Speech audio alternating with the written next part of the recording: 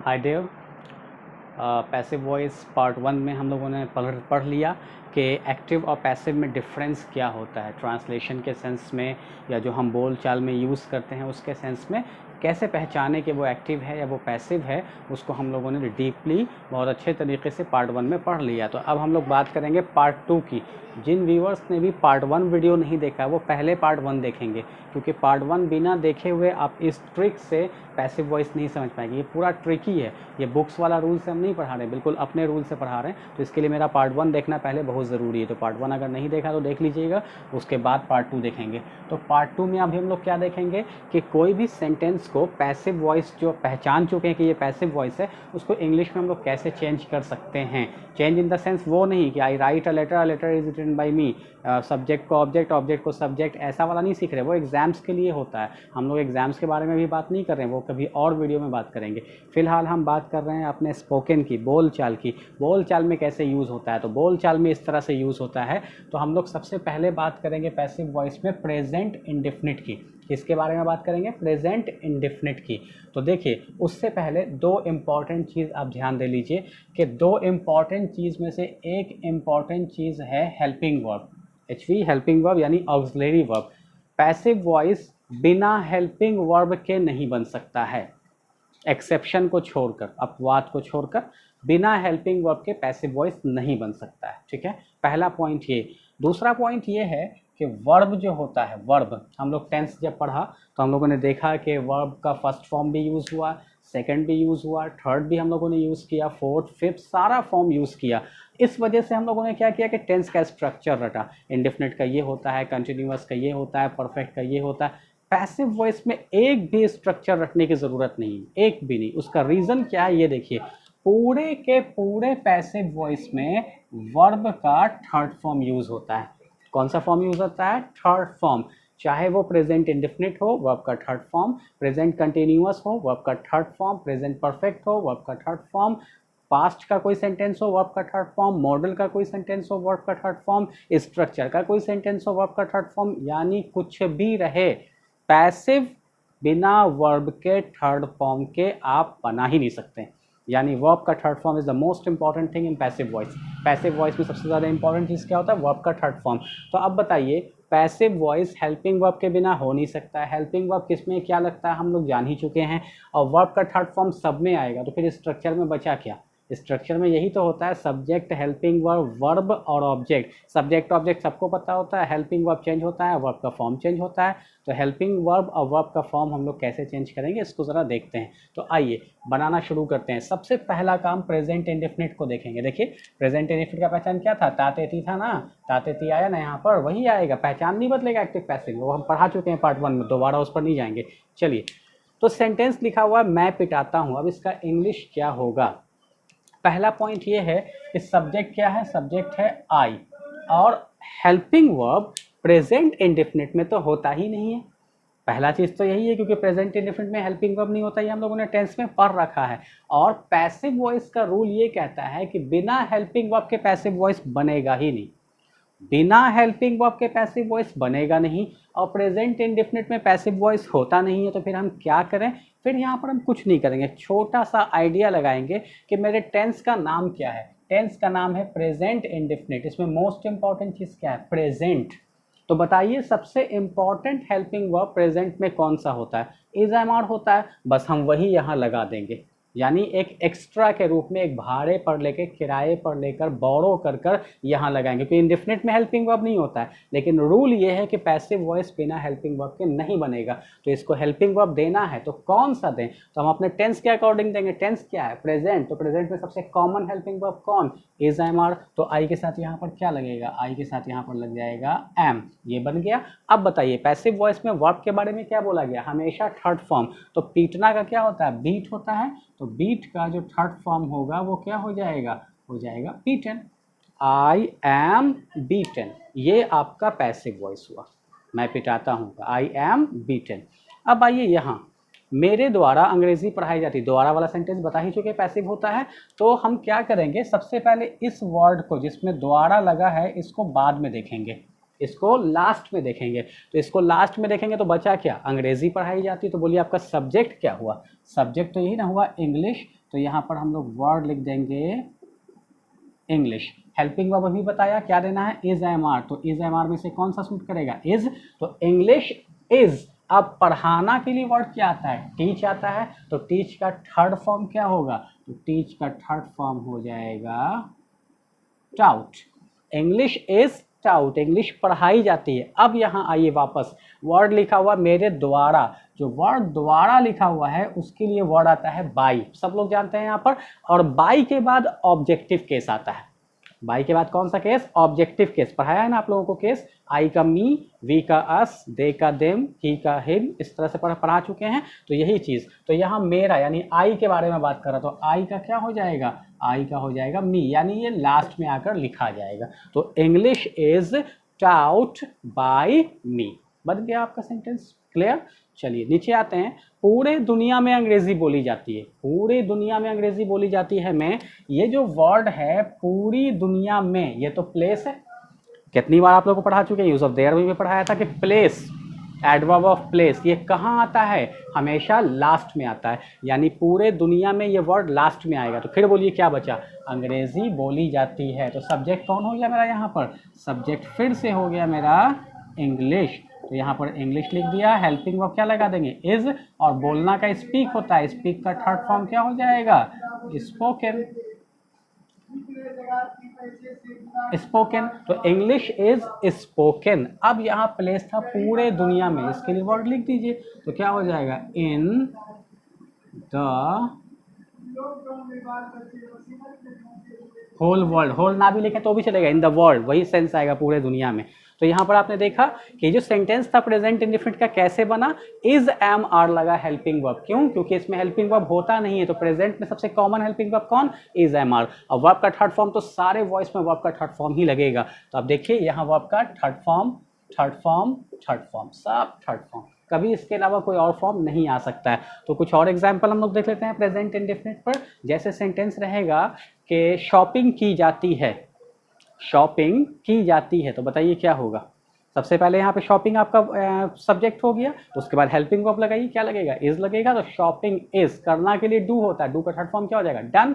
Shopping is done. अगर हम sentence बड़ा बना देते हैं कि ईद के शुभ अवसर पर या ईद के अवसर पर शॉपिंग की जाती है, तो shopping is done on the occasion of Eid, on the occasion of Diwali, on the occasion of Holi, on the occasion of कोई भी फेस्टिवल आप लगा सकते हैं वहाँ पर।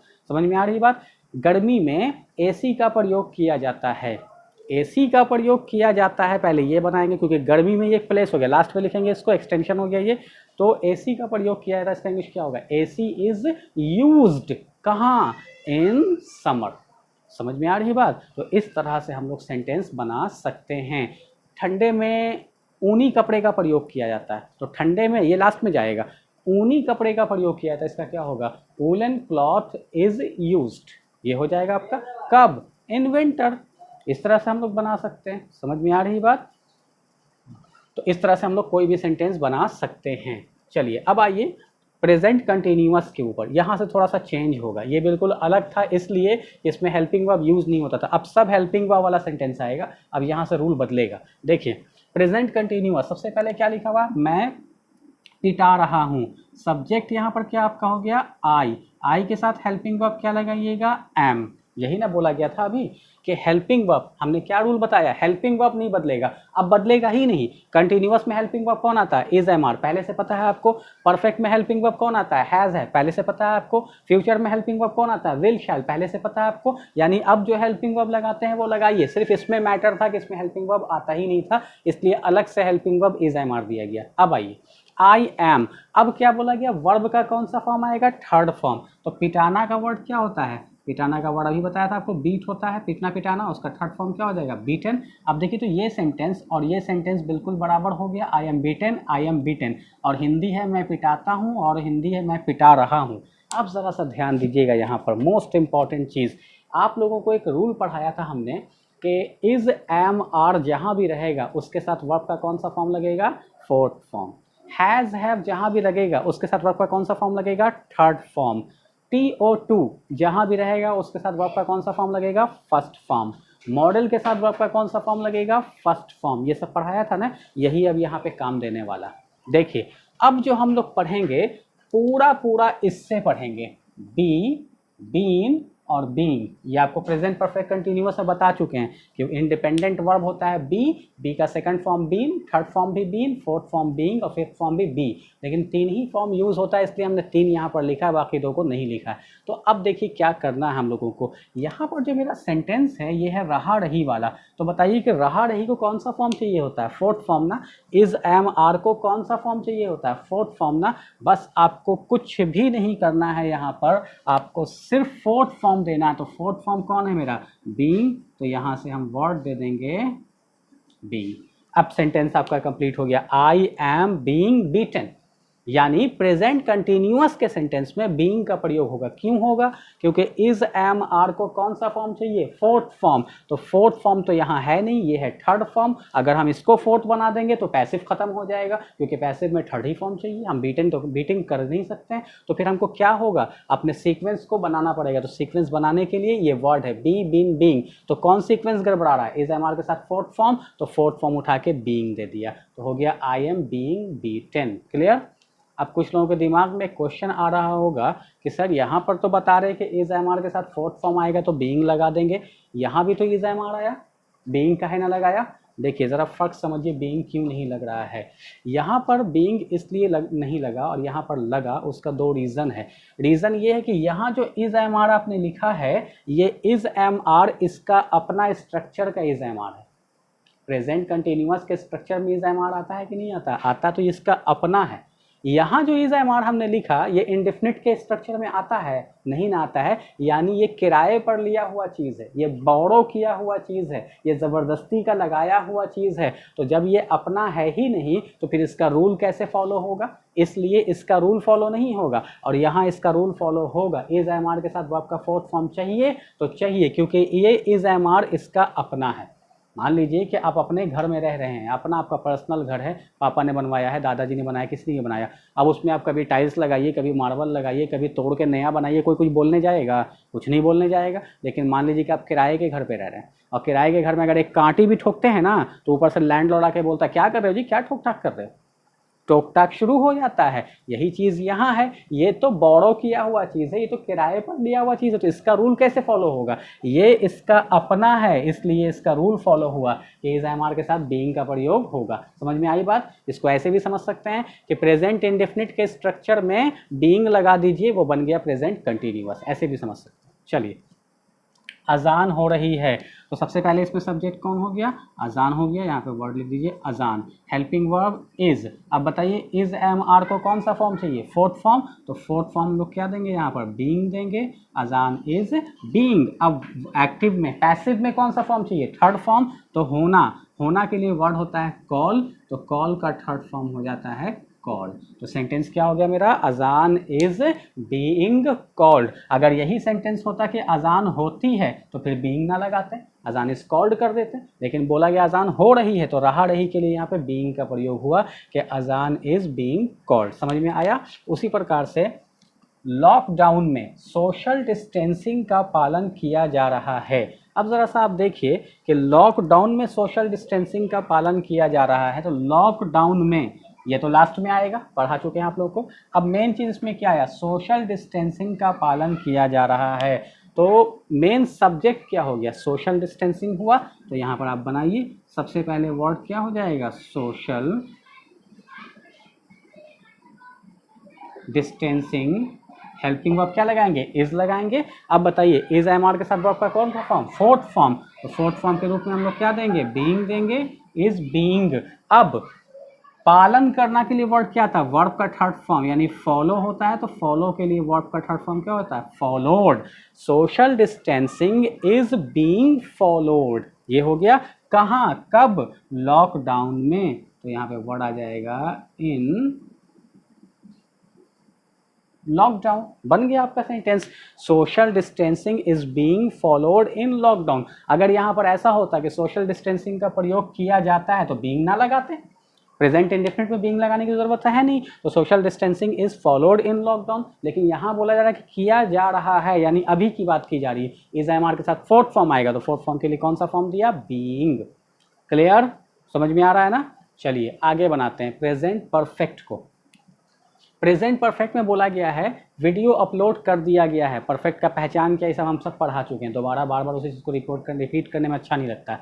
चलिए वीडियो अपलोड कर दिया गया, इसको हम लोग बनाते हैं। बोलिए सबसे पहले मेरा सब्जेक्ट कौन, सबसे पहले मेरा सब्जेक्ट वीडियो। अब बताइए तो कि आप जब एक्टिव पढ़ा था तो परफेक्ट के लिए कौन सा हेल्पिंग वर्ब प्रयोग किया था, हैज़ हैव किया था, वही हैज़ हैव यहाँ भी होगा, कुछ चेंजिंग ही नहीं है। जो टेंस में होता है वही वॉइस में होता है, बस 2 पॉइंट है, helping verb not be changed, और दूसरा पॉइंट है वर्ब का थर्ड फॉर्म हमेशा वही यूज़ होगा। चलिए तो वीडियो, तो हेल्पिंग वर्ब कौन सा यूज़ कर दे इसमें, वीडियो के साथ हैज़ या हैव में से, यहाँ यूज़ कर देंगे हम हैज़, तो वीडियो हैज़, ये हो गया आपका। उसके बाद बताइए कि अगर यहाँ पर हम वीडियो हैज़ और अपलोड करना क्या वर्ड होता है, अपलोड ही होता है, ये एक इंग्लिश वर्ड है, तो अपलोडेड कर देंगे, तो क्या हो गया, video is uploaded, video has uploaded. अब बताइए तो कि ये आपका एक्टिव हुआ कि पैसिव हुआ, ये एक्टिव हुआ। अब बोलिएगा सर हैज़ हैव के साथ तो थर्ड फॉर्म लगता ही है, थर्ड फॉर्म तो हैज़ हैव में एक्टिव में भी लगता है। प्रेजेंट परफेक्ट का सेंटेंस याद है ना, मैं खेल चुका हूँ, आई हैव प्लेड, तो ये जो प्लेड आया ये तो एक्टिव में भी आता है। थर्ड फॉर्म पैसिव वॉइस को चाहिए, तो पैसिव वॉइस के लिए थर्ड फॉर्म यहाँ पर हम क्या लगा देंगे, बीन। अभी ना बताया, फोर्थ फॉर्म चाहिए तो बीइंग लगाएंगे, थर्ड फॉर्म चाहिए तो बीन लगाएंगे, फर्स्ट फॉर्म चाहिए तो बी लगाएंगे, याद रखिएगा। तो यहाँ कौन सा फॉर्म गड़बड़ा रहा था, थर्ड फॉर्म। कुछ लोगों के दिमाग में आ रहा होगा कि थर्ड फॉर्म तो है ही है, फिर क्यों लगाया, तो है तो ज़रा बताइए ना। ये वाला थर्ड फॉर्म अगर हम देखें तो यही थर्ड फॉर्म यहाँ भी यूज़ हुआ है, यही थर्ड फॉर्म यहाँ भी यूज़ हुआ है, तो ये थर्ड फॉर्म तो पैसिव वाला है। और एक्टिव वाला थर्ड फॉर्म कहाँ गया, जो हैज़ हैव के साथ थर्ड फॉर्म लगता है, तो हैज़ हैव के साथ थर्ड फॉर्म दे दिया बीन, तो सेंटेंस हो गया वीडियो हैज़ बीन अपलोडेड। ये हो गया पैसिव वॉइस। उसी प्रकार से आगे देखते हैं, उसे बताया जा चुका है, तो यहाँ पर सबसे पहले सब्जेक्ट क्या हो गया, ही के साथ क्या लगेगा, यहाँ पर हैज़ लगेगा, ही हैज़। अब हैज़ के साथ थर्ड का वर्ब का कौन सा form, third form, has been, he has been. अब बताना का क्या होता है, इन्फॉर्म, तो अब बताइए कि इन्फॉर्म होगा या इन्फॉर्म्ड होगा, इन्फॉर्म्ड होगा, क्योंकि पैसिव वॉइस में हमेशा वर्ब का थर्ड फॉर्म प्रयोग होता है। तो सेंटेंस हो गया he has been informed. Clear, इस सेंटेंस को भी हम चेंज कर सकते हैं, अजान हो चुकी है, तो क्या हो जाएगा, अजान, अब चुका चुकी में हैज़ हैव आता है, तो अजान हैज़, यहाँ हो जाएगा बीन, हैज़ बीन कॉल्ड हो जाएगा।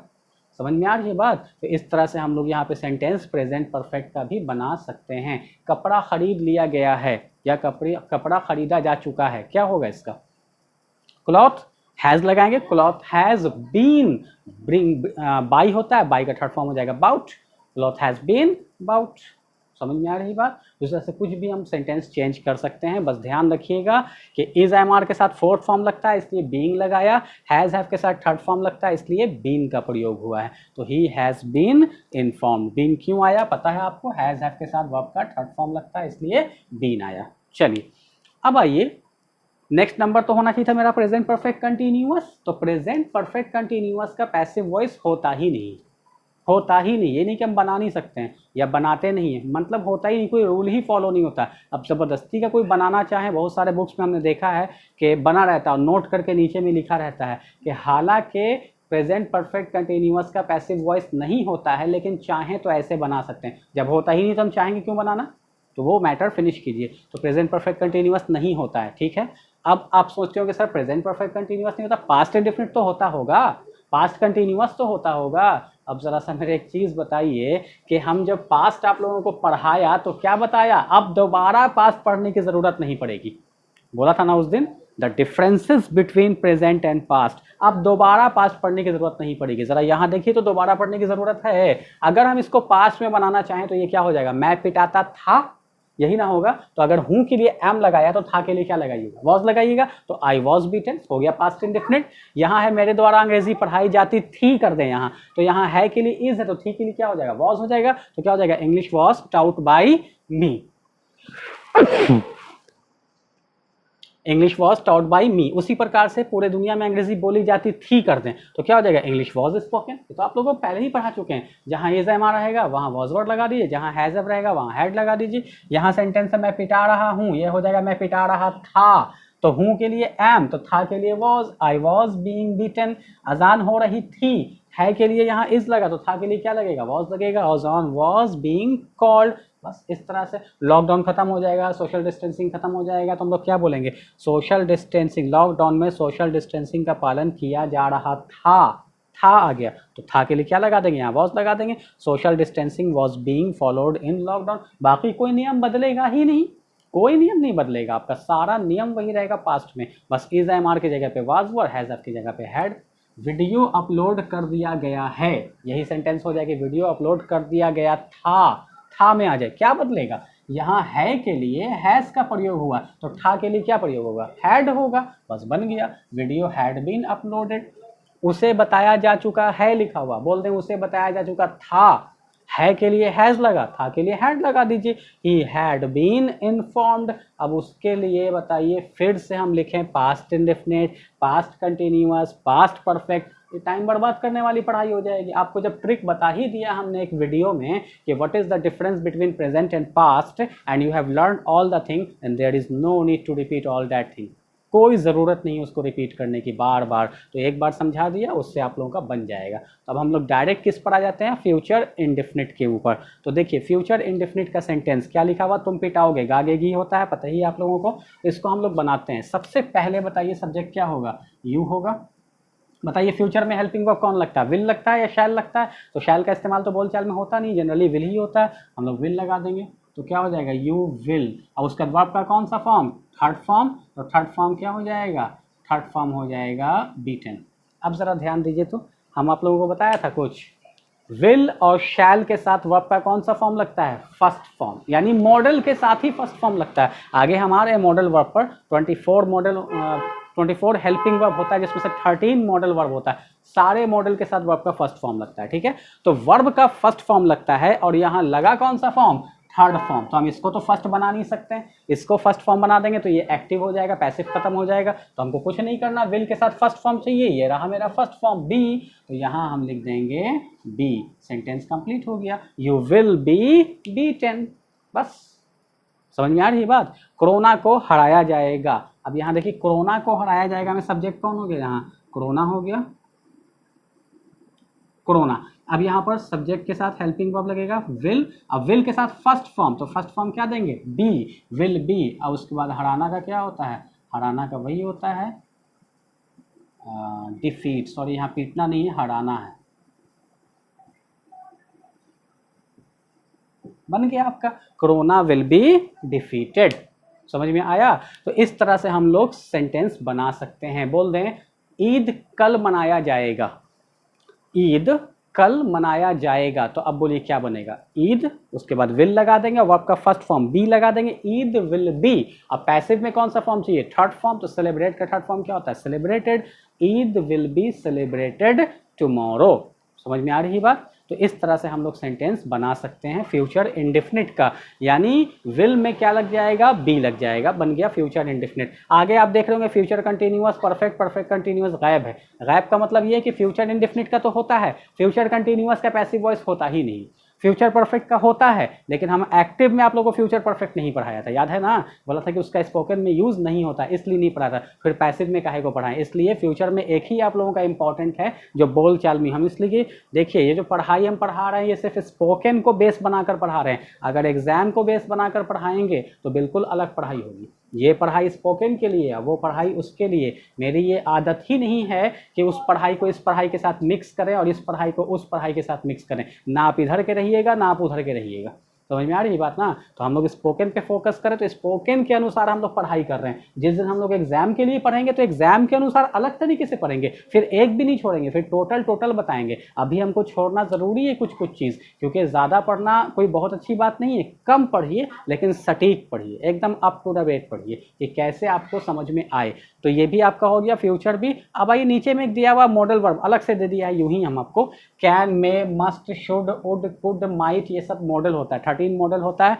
मॉडल के साथ अभी हमने आपको बताया कि मॉडल वर्ब के साथ कौन सा फॉर्म यूज होता है वर्ब का, तो मॉडल वर्ब प्लस V1 बस बन जाएगा आपका आराम से। एक सेंटेंस दिया हुआ एग्जाम्पल में ये किया जा सकता है, सकता क्या है, मॉडल है कैन, तो आप बनाइए इसको। तो कैसे बनेगा जरा सा देखिए। तो सबसे पहले यहाँ के लिए वर्ड क्या आ जाएगा, यहाँ के लिए वर्ड आ जाएगा आपका इट, और हेल्पिंग वर्ब यहाँ क्या यूज हुआ, मॉडल वर्ब सकता, कैन। अब बताइए कि कैन, उसके बाद वर्ब का कौन सा फॉर्म, थर्ड फॉर्म। तो किया का क्या होता है, किया का होता है डू, तो का थर्ड फॉर्म हो जाएगा डन। बताइए तो इट कैन डन, अभी ये सही नहीं है, इसलिए सही नहीं है कि पैसिव वॉइस का तो थर्ड फॉर्म आ गया, मॉडल वर्ब के साथ कौन सा फॉर्म आता है, फर्स्ट फॉर्म। तो फर्स्ट फॉर्म कौन है मेरा, ये बी है, यही बी यहाँ से हम दे देंगे तो हो जाएगा इट कैन बी डन। अब ये सब सही हुआ, इट कैन बी डन। तुम्हें पनिशमेंट दिया जाना चाहिए, you should be punished, should और पनिश्ड नहीं, शुड बी पनिश्ड हो जाएगा। शुड के बाद बी, यानी शुड मॉडल है, मॉडल के बाद फर्स्ट फॉर्म, मस्ट मॉडल है, मॉडल के बाद फर्स्ट फॉर्म, कैन मॉडल है, मॉडल के बाद फर्स्ट फॉर्म। तो इस तरह से आप कोई भी सेंटेंस बना सकते हैं। एक आध दो एग्जांपल और यहाँ पर दिया, देखिए तो थोड़ा सा, ब्लेस और बी ब्लेस्ड, अक्सर हम किसी को दुआ वगैरह देते हैं तो ऐसा सेंटेंस हम लोग लिखते हैं बी ब्लेस्ड, क्यों लिखते हैं, ब्लेस आशीर्वाद का वर्ड है, इसी को हम लोगों ने बना लिया। अब यहाँ पर ब्लेस है क्या, इंपरेटिव सेंटेंस है, इंपरेटिव में ऑप्टेटिव सेंटेंस है, किससे शुरू होता है, वर्ब के फर्स्ट फॉर्म से ना, तो वर्ब का फर्स्ट फॉर्म यहाँ दे दिया बी और पैसिव के लिए दे दिया थर्ड फॉर्म, बन गया बी ब्लेस्ड। ये कोई रूल वाला नहीं बना हुआ, ये अलग से एक्सेप्शन केस है, लेकिन देखिए तो कितने इजीली समझ में आ गया। बी क्यों आया, क्योंकि ब्लेस जो है वो एक इंपरेटिव सेंटेंस है, इंपरेटिव सेंटेंस के साथ वर्ब का फर्स्ट फॉर्म लगता है तो बी लग गया, और वर्ब का थर्ड फॉर्म मॉडल में लगता है तो बी ब्लेस्ड हो गया। उसी तरह से ये सेंटेंस देखिए, point to be noted, court वगैरह में जब हियरिंग होता है, सुनवाई होता है, तो उसमें अक्सर वकील बोलता है ना, point to be noted my Lord, point note किया जाए। अब यहाँ सेंटेंस है पॉइंट टू बी नोटेड, तो भाई टू के साथ बी क्यों आया, हमने पढ़ाया है आपको कि टू के साथ वर्ब का कौन सा फॉर्म आएगा, फर्स्ट फॉर्म, तो ये फर्स्ट फॉर्म ये हो गया बी, और पैसिव के लिए कौन सा फॉर्म आएगा, थर्ड फॉर्म, तो ये थर्ड फॉर्म ये हो गया। तो सेंटेंस आपका हो गया पॉइंट टू बी नोटेड। तो इस तरह से आप कोई भी सेंटेंस बड़े आसानी से बना सकते हैं, और आप बनाने की कोशिश भी कीजिएगा। अगर कहीं पर कुछ ऐसा लगे कि ये सेंटेंस का मेरे से नहीं बन पा रहा, आप हमको व्हाट्सअप कीजिए, हम आपको पूरा इंग्लिश उसका बताएंगे कि कैसे होगा। हो सकता है कुछ डाउट रहे तो उस डाउट को छोड़ना नहीं है, वो हमको व्हाट्सअप करना है ग्रुप में या पर्सनली, वो हम आपको बता देंगे कि कैसे उसका सही होगा। तो एक बार फिर से हम इसको देख लेते हैं जरा सा। मेन चीज़ क्या हमने बताया कि 3 वर्ड है, बी, बीन, बीइंग, इसी का प्रयोग पूरे पैसिव वॉइस में होता है। अगर सेंटेंस है इज, एम, आर, तो उसको चाहिए वर्ब का फोर्थ फॉर्म, हम बीइंग लगाएंगे। अगर सेंटेंस में हैज, हैव, हैड है तो हमको चाहिए थर्ड फॉर्म, हम बीइंग लगाएंगे। अगर सेंटेंस में will, shall, can, may, might है तो उसको चाहिए फर्स्ट फॉर्म, तो हम बी लगाएंगे। इस तरह से हम सेंटेंस बना सकते हैं। इसमें कुछ नहीं लगा इसलिए कि इसमें इज, एम, आर इंडेफिनिट में नहीं आता, हम लोगों ने अलग से लगाया, तो अलग से का कोई रूल नहीं होता, इसलिए डायरेक्ट बना। इसमें बीइंग इसलिए आया क्योंकि इज, एम, आर कंटिन्यूअस में होता है, तो इज, एम, आर को कौन सा फॉर्म चाहिए, फोर्थ फॉर्म, इसलिए फोर्थ फॉर्म लगाया। उसी प्रकार से यहाँ देखिए हैज़ के साथ बीन आया, थर्ड फॉर्म, क्यों, क्योंकि थर्ड फॉर्म, हैज़ के साथ थर्ड फॉर्म आता है तो थर्ड फॉर्म बीन दे दिया। टोटल में आप एक कॉमन चीज देख रहे हैं ना, सब में वर्ब का थर्ड फॉर्म आया, यही तो हमने बताया। हेल्पिंग वर्ब चेंज नहीं होगा और वर्ब का थर्ड फॉर्म रहेगा। तो इस आधार पे अगर आप पैसिव वॉइस बनाएंगे तो बड़े आसानी से पैसिव वॉइस आपका बनेगा। तो आप ट्राई कीजिए ना, आपके फाइल में भी दिया हुआ है, फाइल से भी आप बना सकते हैं, और अपने मन से जो मन आए, जितना सेंटेंस आपको बनाना है आप हिंदी से इंग्लिश बनाइए, जहाँ पर फंसिए हमको बताइए। अभी हम लाइव आ ही रहे, फिर आप लोगों को देखते हैं कहाँ कहाँ पे क्या दिक्कत हो रही है आप लोगों को। तो ये वीडियो उम्मीद है कि समझ में आया होगा, और अच्छे से अगर थोड़ा सा डाउट रह गया इसको डाउनलोड करके दोबारा से देख लीजिए, फिर दोबारा और क्लियर हो जाएगा। Thank you very much for watching this video.